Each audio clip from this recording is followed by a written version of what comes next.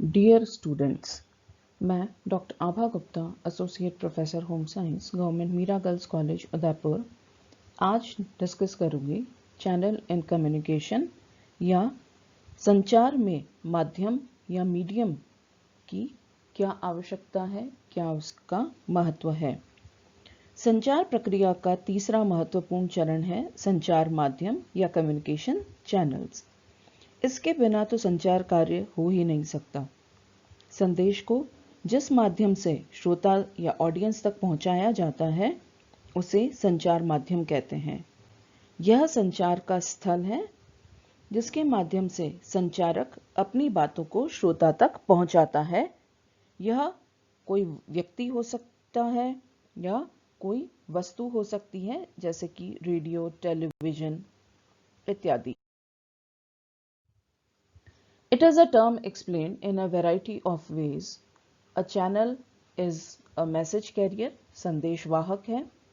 Vehicle to carry a message, यह एक माध्यम हो सकता है किसी संदेश को एक स्थान से दूसरे स्थान तक ले जाने का। तीसरा, avenue of communication medium of information flow path chosen for transmission of signal, यह एक स्थल है संचार का जो कि सूचनाओं के प्रवाह को एक स्थान से दूसरे स्थान तक एक सिग्नल या एक संप्रेषण के रूप में पहुंचाने का। चौथा, it is a connecting link between sender and receiver, physical bridge between senders and receiver, यह एक सेतु की तरह कार्य करता है एक संदेशकर्ता या स्रोत और रिसीवर या श्रोता के बीच में। यह एक तरीके का दोनों के मध्य में सेतु का निर्माण करता है, एक ब्रिज का निर्माण करता है, जिससे एक व्यक्ति से दूसरे व्यक्ति तक सूचनाएं बड़े ही आसानी तक पहुंचाई जा सकती हैं।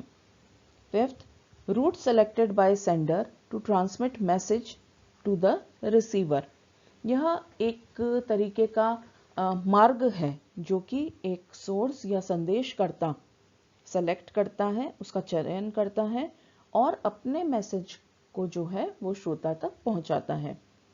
Message carrying signal transmitted by sender and used by receiver to send feedback, एक संदेशकर्ता तो इसको एक संदेश वाहक के रूप में प्रयोग में लाता है, वहीं पे एक श्रोता इसी जो चैनल है या ये जो माध्यम या मीडियम यूज किया जाता है उसको उस संदेशकर्ता तक प्रतिपुष्टि या फीडबैक पहुंचाने के काम में लेता है। Now classification of communication can be in a variety of ways, among which 3 divisions are basic. पहला, क्लासिफिकेशन अकॉर्डिंग टू फॉर्म्स, उसके स्वरूप, जो संचार का स्वरूप है उसके अनुसार इसका वर्गीकरण किया जा सकता है।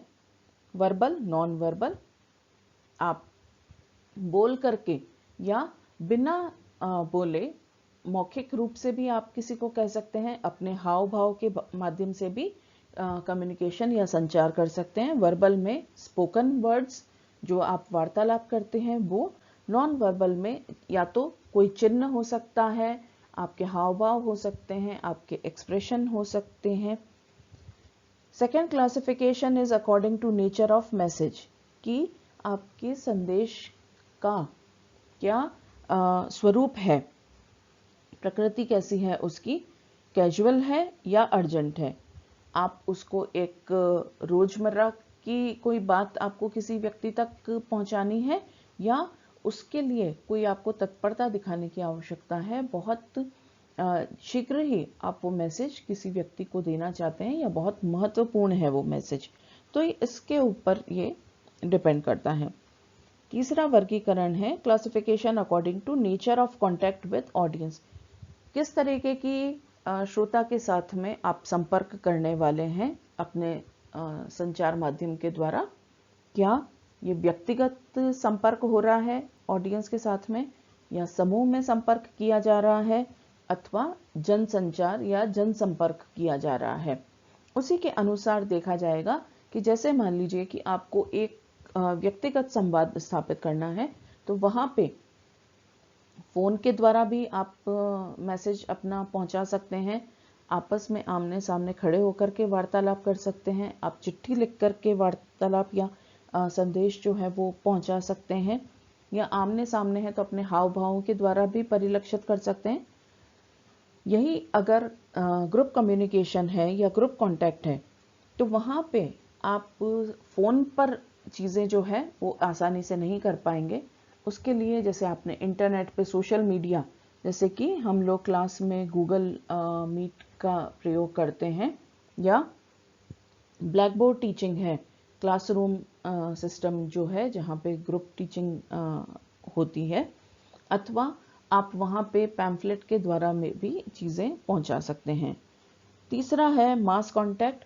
जब इतने बड़े बृहद समुदाय को आपको कोई संदेश पहुँचाना है तो उसके लिए अधिकांशतया कोई ना कोई या तो इलेक्ट्रॉनिक मीडिया का उपयोग करना पड़ता है या किसी पारंपरिक तरीके का उपयोग किया जाता है, जैसे कि रेडियो है, टेलीविज़न है, न्यूज़पेपर है, मैगजीन्स हैं, लीफलेट है, होर्डिंग्स हैं। तो ये सारे जो हैं वो कोई ना कोई प्रकार का मीडियम या चैनल है। Commonly the channel used affect the audio-visual senses either singly or together. अधिकांशतः जो हम ये माध्यम, संचार माध्यम का प्रयोग करते हैं वो व्यक्ति के दृश्य और श्रव्य दोनों ही इंद्रियों को प्रभावित करते हैं। हो सकता है कि एक समय पर एक हो या हो सकता है कि दोनों साथ में हो। जैसे अगर ऑडियो है तो कोई रिकॉर्डिंग अगर आप सुन रहे हैं, रेडियो पे किसी चीज़ की रिकॉर्डिंग आ रही है या फ़ोन पे आप वार्तालाप कर रहे हैं, तो यहाँ पे ऑडियो पार्ट या आपका श्रव्य जो है वही इंद्री ज़्यादा काम में आ रही है।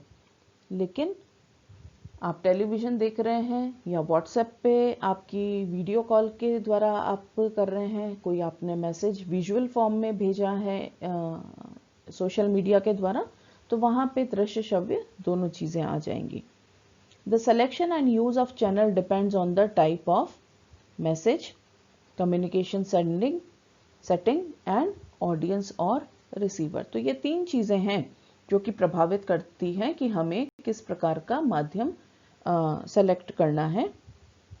For example, if you were to contact your friend, it could be the direct or face-to-face or interpersonal or individual contact method of talking, है ना। For the same friend, if you were to contact her at a distance, you would use a telephone or write a letter, for chat on WhatsApp, or for use Facebook, for send her an email। तो इस तरीके से आप देखेंगे कि अगर आपको आपकी कोई मित्र है उससे संपर्क करना है जो कि आप आमने सामने रह करके कर सकते हैं, फ़ोन के माध्यम से कर सकते हैं, है ना, बोल करके।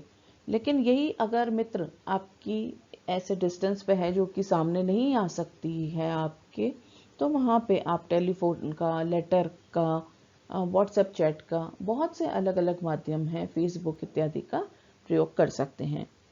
Second, if you were to pass private message to your friend sitting in a group or communicate when the study session is on, then you would surely pass on a written note of your message। कई बार होता है कि मान लीजिए कि कोई class चल रही है, कोई मीटिंग है और आपको कोई अर्जेंट मैसेज उस समूह में बैठे हुए किसी व्यक्ति तक पहुंचाना है, तो ऐसे में आप उठ कर के खड़े होकर के उससे बात नहीं कर सकते। तो ऐसे में हम क्या करते हैं, एक कागज के टुकड़े पर मैसेज लिखते हैं और उसे उस व्यक्ति तक पहुंचाते हैं। पर हाँ, यहाँ पे हम एक चीज़ के लिए बहुत ध्यान रखते हैं कि उसी व्यक्ति के हाथों से या उसी व्यक्ति के चैनल के माध्यम से हम व्यक्ति को वो नोट पहुंचाते हैं जिन पे हमें भरोसा है। तो The success or failure of communication depends on the selection of right channel।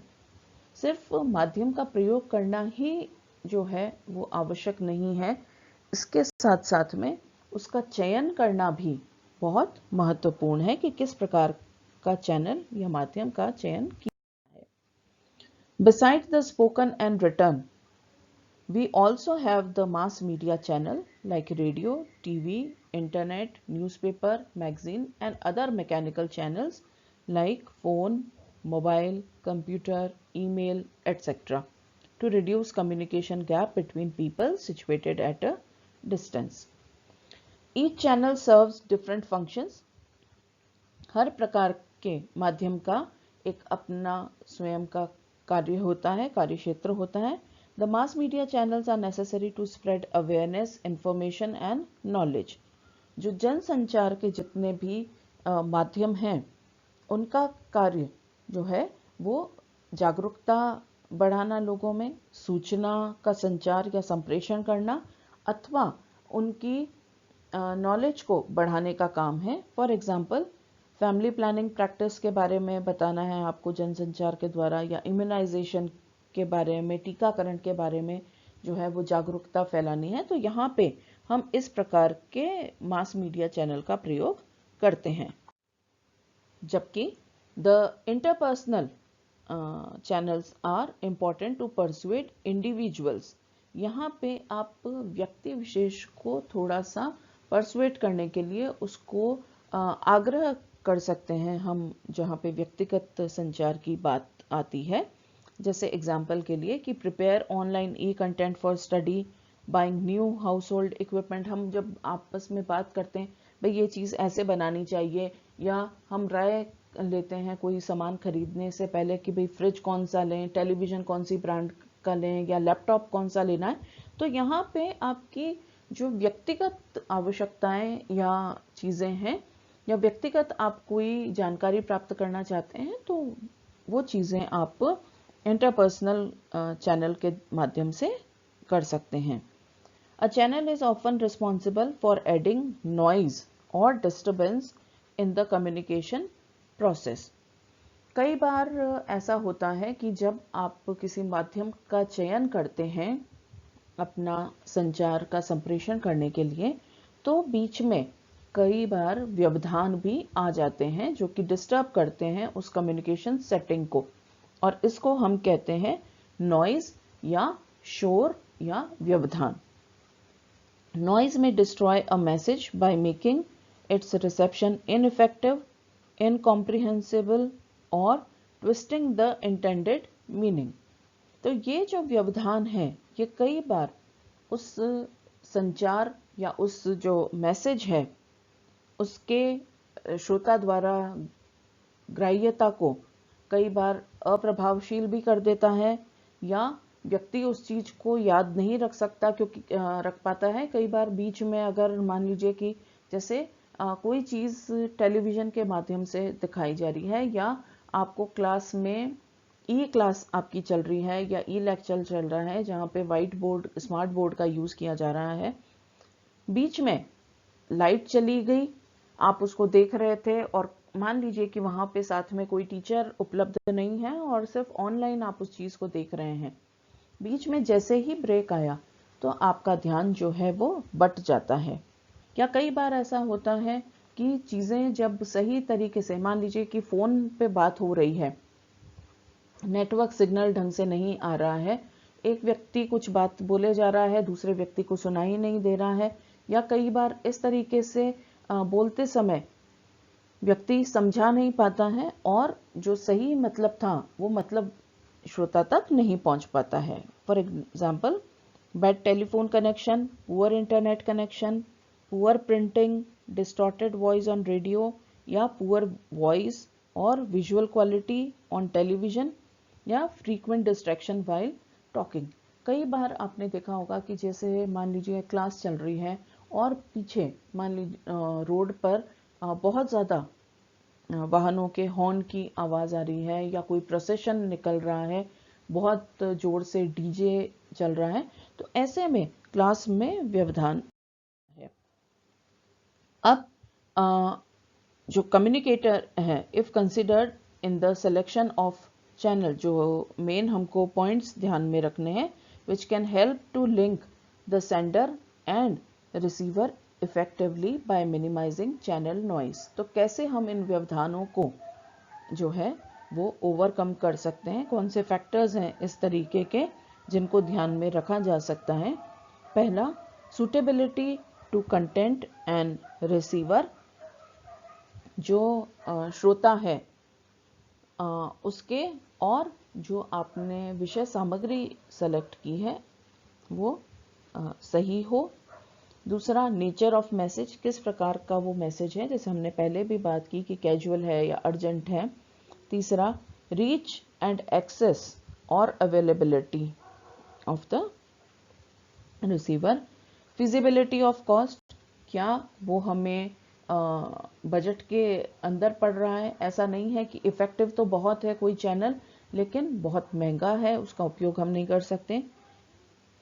फिर प्रेफरेंस ऑफ कम्युनिकेटर, ये जो सोर्स है या संदेश करता है उस पर भी बहुत निर्भर करता है कि वो किस चीज को प्रेफर करता है, कौन से चैनल में वो कंफर्टेबल फील करता है। फिर फ्रीक्वेंसी ऑफ यूज, किस चैनल का बार बार उपयोग किया जाता है। जितना बार आप उपयोग करेंगे, प्रैक्टिस करेंगे, उतना ही आप उस माध्यम के साथ में कंफर्टेबल होते जाएंगे और वो आपका उस माध्यम का प्रयोग करने में बहुत ज़्यादा कठिनाई नहीं होगी। Familiarity with channel. Now you need to remember something, that channel lose their utility unless they are used in the right way, है ना। कोई भी माध्यम जो है उसकी उपयोगिता कम हो जाएगी या अगर सही तरीके से उनका प्रयोग नहीं किया गया है। एट द राइट टाइम, जब आवश्यकता है उस समय पे अगर उसकी उपयोग किया गया है। तीसरा, for doing the right job, जो आपको कार्य करना है उसी के अकॉर्डिंग वो चैनल या माध्यम है। And with the right audience, आप कौन से श्रोता के लिए वो चीज़ कर रहे हैं, तो इन सब चीज़ों को ध्यान में रखें तो किसी भी माध्यम का एक बहुत अच्छा सदुपयोग किया जा सकता है। तो इस तरीके से आज हमने क्लास में देखा कि चैनल या माध्यम जो है वह संचार के लिए कितना उपयोगी है। इसके द्वारा एक निरक्षर जनता को भी कुछ सिखाने के लिए काम में लिया जा सकता है। साथ ही साथ जो पढ़े लिखे हैं उनके साथ में भी इसका प्रयोग किया जा सकता है। धन्यवाद।